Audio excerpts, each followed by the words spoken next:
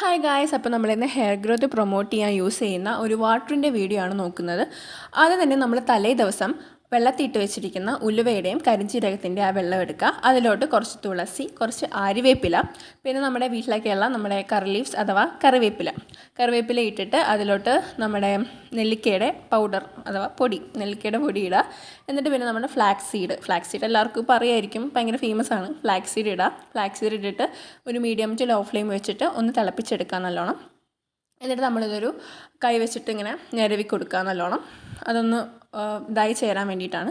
എന്നിട്ടൊരു ക്ലോത്ത് എടുത്ത് നല്ലോണം ഇങ്ങനെ അരിച്ചെടുക്കുക. ഇനി നമ്മുടെ തലയിൽ നമ്മൾ ഏത് ഹെയർ ഓയിലാണോ യൂസ് ചെയ്യുന്നതെന്ന് വെച്ചാൽ അത് തേച്ച് കഴിഞ്ഞിട്ട് ഇത് അപ്ലൈ ചെയ്യുക നല്ലോണം. അപ്ലൈ ചെയ്ത് നല്ല രീതിയിലൊന്ന് മസാജ് ചെയ്ത് കൊടുക്കണം.